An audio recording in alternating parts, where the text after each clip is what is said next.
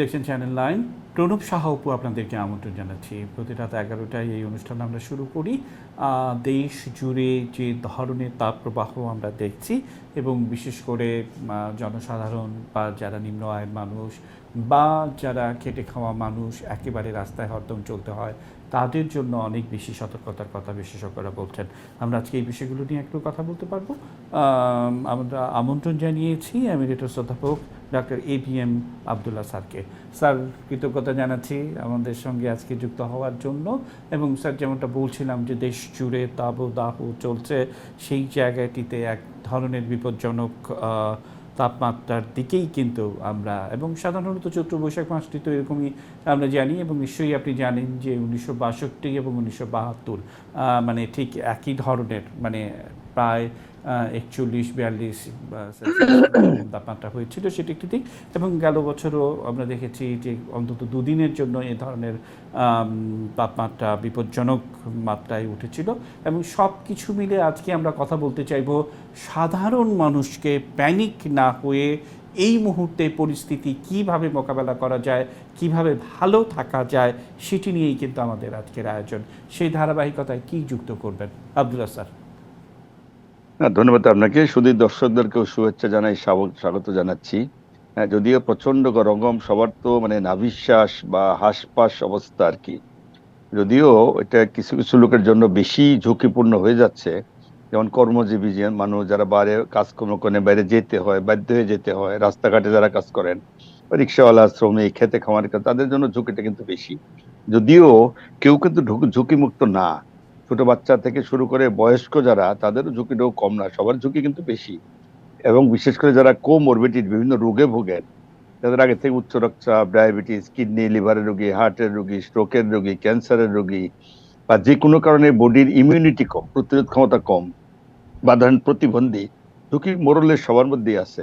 তারপরেও বলবো যে যারা খেটে খাওয়া মানুষ, বাইরে পেটের দায়ে বলেন আর যে বাইরে কাজ করতে হচ্ছে, এই রোদের মধ্যে প্রচন্ড তাপদাহের মধ্যেও কাজ করতে হচ্ছে, তাদের জন্য ঝুঁকিটা কিন্তু বেশি।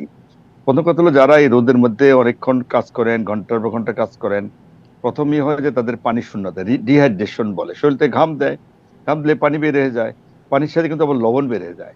সুতরাং পানিও কমে, লবণও কমে। এতে হয় কি, শরীর দুর্বল, ক্লান্তি, অবসাদ, কাজ করতে ভালো লাগে না, মাথা ঘোরায়, ভু ভু করে, এসব কিন্তু হয়। প্রেশার কমে যায়, পালস কমে যায়, প্রস্রাব দেখবেন কমে যায়, এরকম কিন্তু হয়। এটাই মূল সমস্যা আর কি।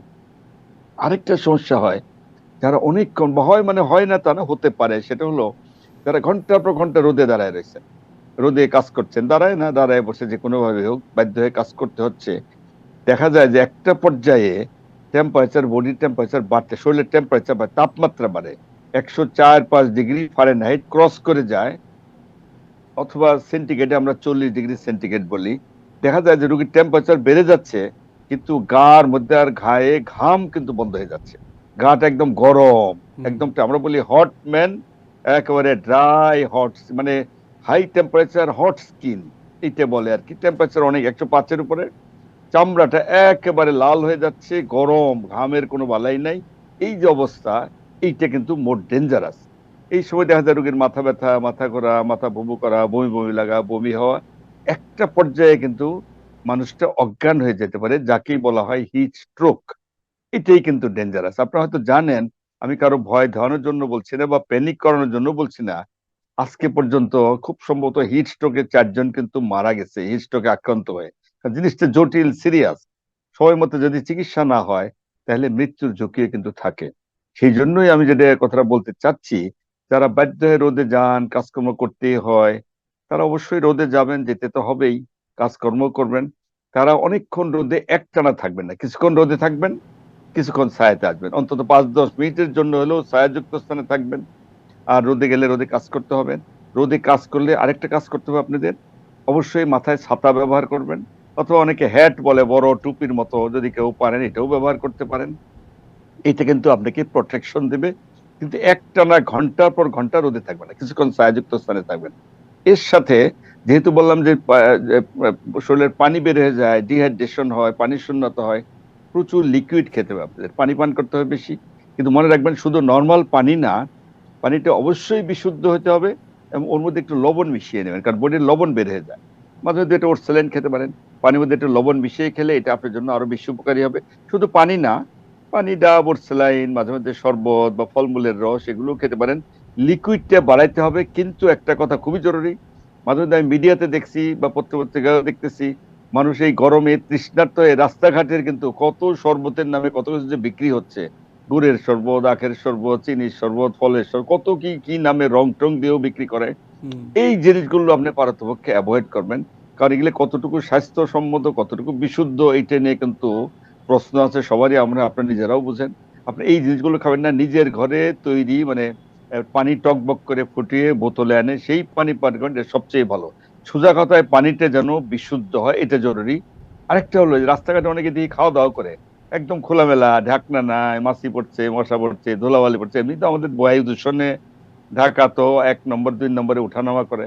তো সুতরাং অনেকে ওইগুলো খাচ্ছে, এইগুলো খাই আবার ডায়রিয়া জনিত রোগ বাড়ছে, পেটের পেটে বাড়ছে, ডায়রিয়া হচ্ছে, পাতলা পায়খানা হচ্ছে, আর পানি বাহিত বা খাদ্য বাহিত রোগও কিন্তু বাড়ছে, জন্ডিস হচ্ছে, টাইফয়েড হচ্ছে, এগুলো কিন্তু হচ্ছে।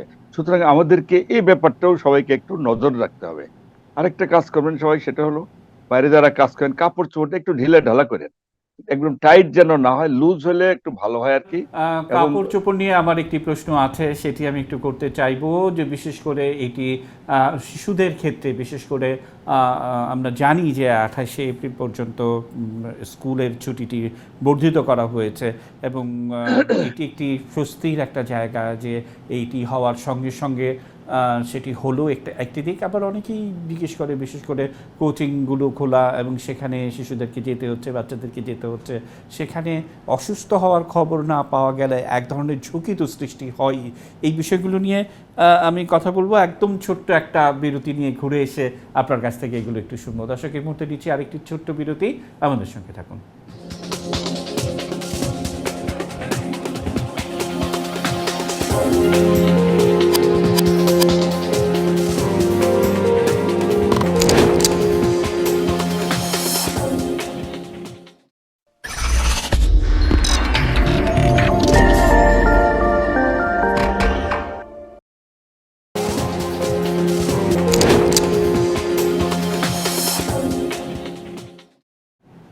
দেখছেন চ্যানেল 9, প্রণব শাহ অপু, আবারও আপনাদেরকে আমন্ত্রণ জানাচ্ছি। আমরা কথা বলছিলাম এমিরেটাস অধ্যাপক ডক্টর ABM আবদুল্লাহ স্যারের সঙ্গে, বিপজ্জনক তাপমাত্রায় দেশ। স্যার, যে কথা বলছিলাম যে স্কুলের ছুটিটি বর্ধিতকরণের যে বিষয়টি থাকছে সেটি একটি দিক, পাশাপাশি পোশাক আশাকের একটা আমরা বারবার এই কথাগুলো প্রচার করতে চাই, বলতে চাই জনসচেতনতা সৃষ্টির জন্য, কারণ চৈত্র বৈশাখ মাসটি এরকমই থাকে, কিন্তু এবার একটু বেশি দীর্ঘায়িত হবে আবহাওয়া বিভাগ যেমনটা বলছে। পাশাপাশি আমরা যদি একটু সতর্ক থাকি, বারবার এই কথাগুলো বলি, তাহলে কিন্তু ঝুঁকি অনেকাংশে কমানো যায়। সেক্ষেত্রে স্যার কি যুক্ত করবেন? আব্দুল্লাহ স্যার। না, প্রথম কথা কাপড় চোপড়ের কথা যেটা বললেন সে প্রসঙ্গে বলি, একটু লুজ হলে ভালো, কারণ টাইট জামা কাপড় পরলে তো টেম্পারেচার বের হবে না, বডি টেম্পারেচার বেড়ে যাবে, আরো গরম লাগবে, আরো অসুবিধা হবে। এই জন্য একটু ঢিলে ঢালা লুজ পরলেই সবচেয়ে ভালো হয়। একটা হলে বেশি কালার কাপড় চোপড় কম পরলেও কিন্তু ভালো হয়, একটু সাদা বা হালকা কালার, তাতে কিন্তু টেম্পারেচার বের হতে এগুলো সহায়তা করে, এটাই যাওয়ার জন্য জরুরি। আরেকটা কথা যেটা আপনি বললেন যে যে স্কুল কলেজ এগুলো বন্ধ, এটা তো সরকারি সিদ্ধান্ত, এটা আমি সরকার বা প্রশাসনকে কিন্তু অভিনন্দন জানাচ্ছি। তারা জনগণের যে প্রবলেমটা, বিশেষ করে বাচ্চাদের প্রবলেম, তারা কিন্তু দ্রুত উপলব্ধি, আমি গতকালকেও মিডিয়াতে বলছিলাম, একটা মিডিয়াতে, যে এরকম টেম্পারেচার 42 ডিগ্রি ছাড়া গেছে অনেক জায়গায়। এই টেম্পারেচার কবে যেটা নর্মাল হবে সেটা বলাও, যদি আবহাওয়াবিদে বলছে আরো হয়তো সপ্তাহখানি বা এই মাসটা হয়তো থাকবে। সুতরাং আমি মনে করি সরকারের যে সিদ্ধান্ত এটা অত্যন্ত যৌক্তিক, অত্যন্ত ভালো। বিশেষ করে বাচ্চাদের জন্য তার বাপ মা অভিভাবক সবাই তো চিন্তিত। আমাকে তো অনেকেই টেলিফোন করছে, আপনারা বলেন স্কুল যেন বন্ধ করে, কারণ বাচ্চারা যেমন চিন্তিত তার চেয়ে বাপ মা তো বেশি চিন্তিত, স্বাভাবিক।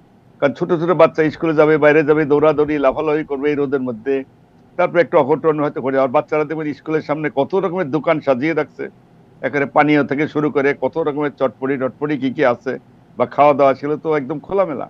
বাচ্চারা এগুলো তো খাবে, ছোট মানুষরা তো বুঝে না। সুতরাং এগুলো খেয়ে বাচ্চা তো অসুখ, ডায়রিয়া জনিত রোগ বাচ্চাদের প্রচুর হচ্ছে, হাসপাতাল কিন্তু রোগীতে শৈলাম, ডায়রিয়া জনিত অনেক রোগ বেড়ে যাচ্ছে, পাতলা পায়খানা, বমি হচ্ছে, অন্যান্য রোগ হচ্ছে, যেমন রোটা ভাইরাসের দ্বারা হয়, এমনি সময় তো ভাইরাসের সংক্রমণ কিন্তু বেশি হয়। এছাড়া ধরেন বাচ্চারা এই যে অনেক সময় ঠান্ডা খায়, বিভিন্ন রকমের যে কোল্ড ড্রিঙ্ক টিং এগুলো খায়, তার মধ্যে ঠান্ডা খেয়ে টনসিলাইটিস, ফেরেঞ্জাইটিস, বুকে ইনফেকশন হচ্ছে, চেস্টে ইনফেকশন, এমনকি নিউমোনিয়াও হচ্ছে। আপনি জানেন যে প্রায় হাসপাতালে তো রোগী ভর্তি এগুলোতে। সুতরাং এই সময় স্কুলটা বন্ধ করা অত্যন্ত যৌক্তিক। আমি সরকারকে অভিনন্দন জানাচ্ছি, তারা 7 দিন বন্ধ রাখছে। তারপর অবস্থা পর্যবেক্ষণ করে যদি আরো বাড়াইতে হয় তাহলে দেখে শুনে সেটা করবে, অবশ্যই তারা ফলো আপ তো করবেই। এইটাই মনে হয় ঠিকই আছে। এবং গার্জেনদেরকে আমি বলবো, বা বাচ্চার বা অভিভাবক বা পিতামাতা যারা, আমাদের বাচ্চাদেরকেও চেষ্টা করবেন তারা যেন বিশুদ্ধ পানি পান করে। আজকাল তো অনেক পোলাপান তো পানিও খায় না শুনি, বিভিন্ন প্রকার কোল্ড ড্রিঙ্ক টিং এগুলোই খাই বেড়ায়। এটা যেন তারা না করে, নিজের ঘরে বিশুদ্ধ পানি পান করবে। খাওয়া দাওয়াটা অবশ্যই বিশুদ্ধ হতে হবে। বাচ্চারা ঘরের যে কোনো তৈরি খাবার খেতে পারবে, কিন্তু সেটা যেন ভেজাল মুক্ত হয়, বিশুদ্ধ হয়। আরেকটা হলো যে ওই গরু পাক জাতীয় খাদ্য আমরা সবার জন্যই বলি, এই পোলাও বিরিয়ানি হাবিজ এগুলো যাতে কম খায়, গরু খাসি এগুলো চর্বি জাতীয় জিনিসটা কম খাওয়া আর কি। এটি কম খাইয়ে একটু স্বাভাবিক খাওয়া দাওয়া করবে, শাকসবজিটা একটু বেশি খাবে, ফলমূল খাওয়াতে পারেন, কিন্তু প্রত্যেকটা খাওয়ার সাথে একটু তরল জাতীয় জিনিসটা একটু খেতে বেশি হবে। পানি বলেন, ডাব বলেন, ওটস বলেন, ফলমূল যেটাই হোক, এইটা কিন্তু একটু বাড়াইতে হবে। এই ব্যাপারে যেন সবাই একটু সতর্ক থাকে। স্যার, এটি একটি দিক। আবার বিশেষ করে তাপমাত্রা কমানোর জন্য চৈত্র বৈশাখ মাসে যে ধরনের খাবার বছরের পর বছর, অর্থাৎ ট্র্যাডিশনালি আমরা যেগুলো গ্রহণ করে এসেছিলাম, সেটা তো ধারাবাহিকতা থাকবেই, সেটা তো থাকছেই। কিন্তু এর বাইরে অতিরিক্ত যে বিষয়টি, সতর্কতা, সাবধানতা, বা কোনো কোনো বিশেষজ্ঞ বলছেন যে কাপড় ভিজিয়ে ঘাড়ে একটু স্পঞ্জ করলে, বারবার শরীর মুছে ফেললে এক ধরনের স্বস্তির একটু থাকে। আবার রাতের বেলা তাপমাত্রাটা কিছুটা কমে আসে, মানে সেই সময়ে কি, মানে যত বেশি ইনফরমেশন দেওয়া যায় সাধারণ মানুষকে তত বেশি তাদের জন্য। আবার বারবার এই কথাগুলো আমরা বলি এই জন্য যে একটি লোকও যেন ক্ষতিগ্রস্ত না হয়। সে ধারাবাহিকতায় স্যার কি যুক্ত করার আছে?